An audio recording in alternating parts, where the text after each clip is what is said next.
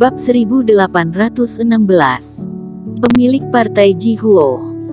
Tapi ini juga masalah yang telah diprediksi. Eric Qin hanya bisa menggelengkan kepala dengan tak berdaya. Mengambil slip giok, menyadari di atas terdiri banyak transmisi suara. Ada Vinola Su, kepala rumah istana es, Ye Siwu, dan yang lain. Segera transmisi suara menjelaskan kondisi. Mengetahui istana es telah beraksi setengah jam lalu, dia sedikit menghela napas dengan lega. Sekarang berangkat, meskipun tidak ada waktu lebih, tapi tidak termasuk terlambat. Mau bagaimanapun istana es beraksi, sebelumnya harus melakukan persiapan, menyisakan sedikit tenaga, sedangkan dirinya tidak perlu. Dia segera menghubungi pemilik paviliun Sang Yue dan kepala rumah Cheng, berjanji 3 orang akan bertemu di kota M. Eric Qin pun menggunakan Reiki menutupi goa, mengeluarkan kapal terbang cahaya ungu, dan berubah menjadi angsa liar terbang keluar. Meskipun tertidur selama 1 hari 1 malam, tapi kesadaran Eric Qin telah kembali, dan sangat semangat.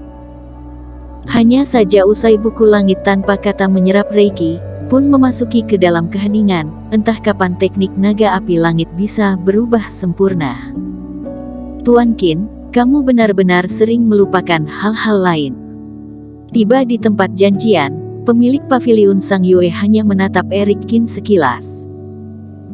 Bocah ini berjanji 1 jam sebelumnya bertemu dengan 2 orang ini, alhasil tidak tahu dirinya kemana, dan membuat dirinya serta kepala rumah Cheng menunggu dia yang sebagai junior.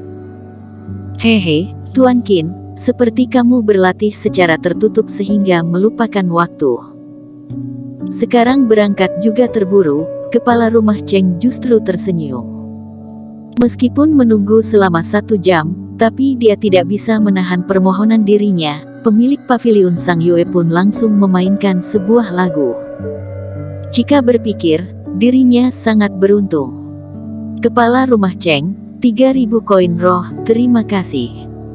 Melihat dia sangat senang, pemilik paviliun Sang Yue membalik bola matanya menatap kepala rumah Cheng, dan segera mengulurkan tangan. Kali ini kepala rumah Cheng tidak berbicara, dia hanya tersenyum pahit sembari menggelengkan kepala, lalu mengeluarkan 3.000 koin roh untuk pemilik paviliun Sang Yue. Aku minta maaf kepada 2 senior. Aku memang terjadi sesuatu oleh karena itu diriku terlambat. Usai menyelesaikan masalah di tanah ekstrim, aku akan memberikan sedikit imbalan untuk kalian. Eric Qin juga tersenyum pahit. Jikalau itu tidak perlu, lebih baik kita segera berangkat. Pemilik paviliun Sang Yue menggelengkan kepala, melambaikan tangan mengeluarkan 1 kapal abadi yang berbinar. Dia adalah orang luar biasa di tingkat fase penilaian, juga membangun paviliun Sang Yue selama bertahun-tahun. Kapal abadi dirinya tentu lebih cepat dibandingkan kapal terbang cahaya umum milik Eric Qin. 3 orang pun terbang, pemilik paviliun Sang Yue memutarkan hawa, kapal abadi dirinya pun terbang secara mendadak, dan menuju ke arah tanah ekstrim. Kini di gunung salju dipenuhi oleh gunung sekeliling, hanya terdiri tanah yang luas.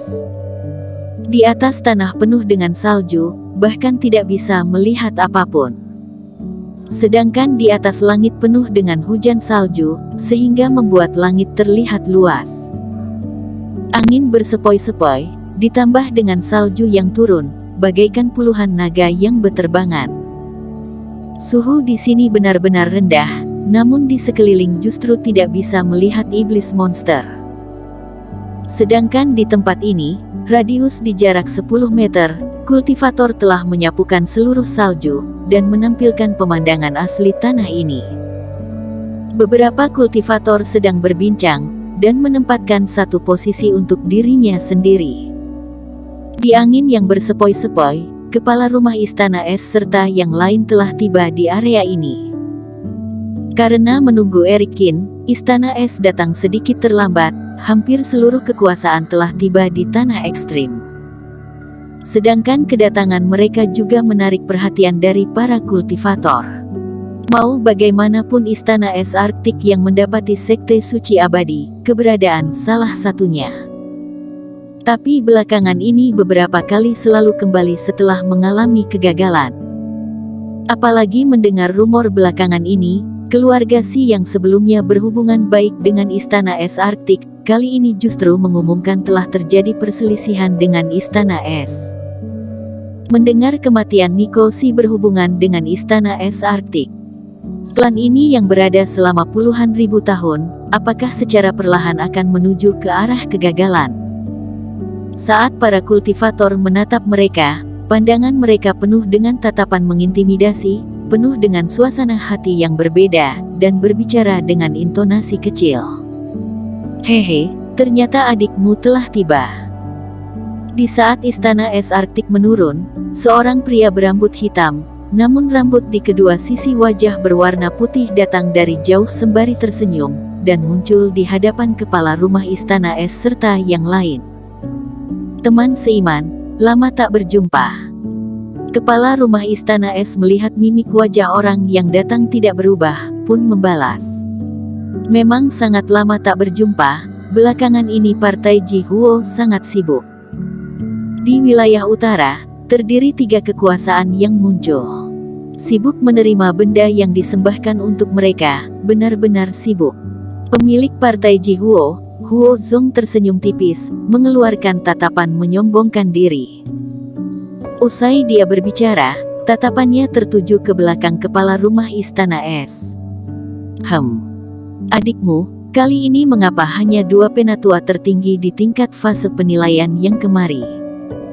Di manakah kepala rumah keluarga Su dan keluarga Lu? Kamu harus mengetahui, membuka jalan formasi harus membutuhkan 3 fase penilaian. Tidak cukup jika hanya terdiri 2 penatua tertinggi. Pemilik Jihuo, apa yang terjadi? Apakah kalian partai Jihuo masih tidak mengerti? Mendengar kata-kata, mimik wajah Nenek Zen berubah menggelap, dan berujar dengan dingin. Terlihat jelas partai Jihuo bekerja sama dengan keluarga Xi. Dalam waktu sehari, dia juga sibuk mencari informasi, dan menanyakan banyak hal. Tidak salah, kepala rumah keluarga Su dan keluarga Lu bisa mendadak berubah dikarenakan kepala rumah keluarga Xi menghasut di belakang, dan muncullah bayangan partai Jihuo. Nenek Zen, kamu tidak boleh asal berbicara. Mengatakan kita mengganggu Istana Es Arktik, kamu harus mengeluarkan bukti. Jikalau tidak, kamu hanyalah asal berbicara, dan menghancurkan reputasi keluarga Xi. Huo Zong tidak berbicara, mimik wajah kepala rumah keluarga Xi menggelap lalu kemari, dan berujar dengan intonasi besar. Melihat kepala rumah keluarga Xi dan Nenek Zen saling berdebat, mimik wajah seluruh orang langsung berubah. Sepertinya rumor tersebut tidaklah palsu, keluarga Xi dan Istana Es Arktik memang terjadi sesuatu. Apa yang dikatakan kepala rumah keluarga Xi sangat benar. Masalah yang harus disibuki oleh partai Jihuo sangat banyak, bagaimana ada waktu mengurus masalah orang lain. Huo Zong juga ikut membalas sembari terkekeh. Aku melihat belakangan ini Istana Es terjadi banyak masalah, bahkan selama 3 kali tidak mendapatkan apapun di tanah ekstrim, apakah kontrol tidak memadai? Sehingga membuat keluarga Lu dan keluarga Su kecewa. Mau bagaimanapun orang yang luar biasa memang harus memilih supaya bisa mengembangkan diri menjadi lebih baik. Jika menjadi kayu busuk, maka orang yang luar biasa akan menjauh.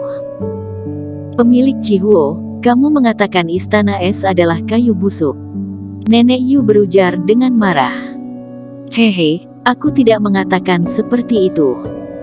Hanya saja adikmu, kamu harus melakukan masalah ini dengan baik. Jangan saat terjadi sesuatu, justru menuduh partai Jihuo, kita akan sulit menerimanya, Huo Zong berujar. Saat melakukan satu masalah, lebih baik mencari alasan di diri sendiri. Jikalau tidak, mengapa partai Jihuo semakin berkembang, namun kalian justru seperti ini? Kata-kata Huo Zong membuat mimik wajah para kultivator Istana Es Arktik sangat tidak enak dipandang, bahkan mereka mengepalkan kedua tangan karena marah. Jika bukan karena partai Jihuo, masalah ini tidak akan terjadi, sekarang justru melontarkan hal-hal tidak penting. Lagi pula alasan satu klan berubah sial sangat banyak. Saat itu partai Jihuo juga sempat mengalami kegagalan, namun Istana Es Arktik juga tidak melontarkan apapun.